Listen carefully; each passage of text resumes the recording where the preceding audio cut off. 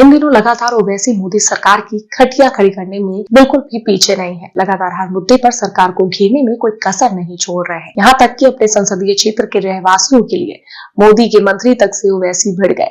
ये सुनकर शायद आपको हैरानी होगी, लेकिन ये बात 100 आने सच है।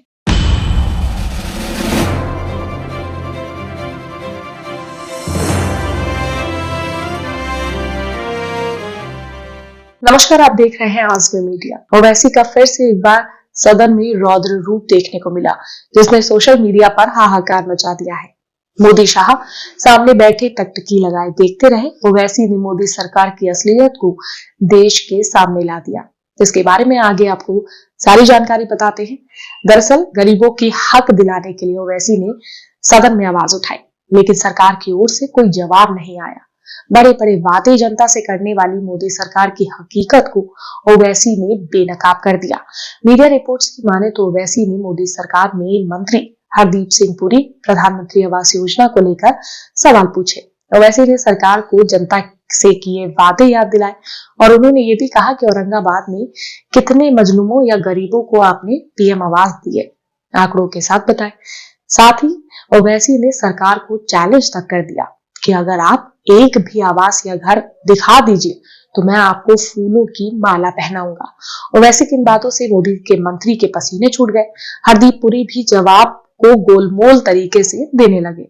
बताते लगातार ओवैसी सरकार को घेर रहे हैं। हाल ही में ओवैसी कई मुद्दों पर सरकार से तकरार करते हुए भी दिखे। ओवैसी ने लव जिहाद को लेकर भी सरकार से सवाल पूछे थे।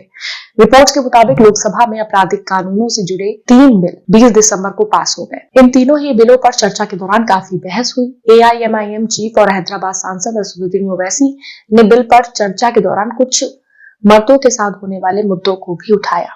जब उन्होंने ये बात कही तो कुछ सदस्य मुस्कुराने लगे, जिस पर ओवैसी ने कहा कि शायद आपको मालूम नहीं है। ओवैसी ने इसके आगे कहा कि क्लॉज 69 में लव जिहाद का जिक्र किया गया है, आप इसको साबित ही नहीं कर पाएंगे। इसमें आपको बताना होगा कि पहचान छिपाकर रिश्ता बनाया गया है, यानी कि अगर कोई महिला मोनू मानेसर या चोमू चंडीगढ़ से इश्क करती है, बाद में उसको मालूम होता है कि वो चंडीगढ़ या मानेसर का नहीं, तो क्या क्लॉज 69 एक्शन में आएगा? अगर किसी का नाम मुस्लिमों के नामों को तरह कॉमन होगा तो क्या ये लागू होगा?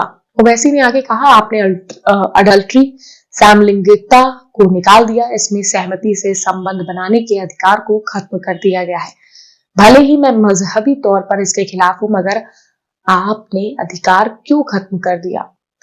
राजद्रोह को फिर से लेकर आया गया है, भले ही इस शब्द का इस्तेमाल नहीं किया गया। आपने सुप्रीम कोर्ट में अंडर रेटिंग देकर कहा था कि इस प्रावधान को नहीं लाया जाएगा। दरअसल ये बात ओवैसी ने मोदी सरकार द्वारा लाए गए 3 बिलों को लेकर कही, जिसके बाद सरकार के मंत्रियों के भी पसीने छूट गए हैं। और ओवैसी का बयान सोशल मीडिया पर खूब वायरल भी हो रहा है। होना भी चाहिए, क्योंकि जिस तरह के तर्क ओवैसी लेकर आते हैं, जिस तरह की बातें ओवैसी लेकर आते हैं, जाहिर सी बात है कि वो बातें तर्क के साथ होती है, इसलिए उस पर सोचना, उस पर विचारना और उन बातों पर गौर करना जरूरी हो जाता है। तो इन ओवैसी के तर्कों पर आपका क्या कहना है? इन 3 बिलों पर जो ओवैसी ने बातें कही, उस पर आपकी क्या राय है? कमेंट करके जरूर बताइएगा। वीडियो को लाइक और शेयर करना मत भूलिएगा।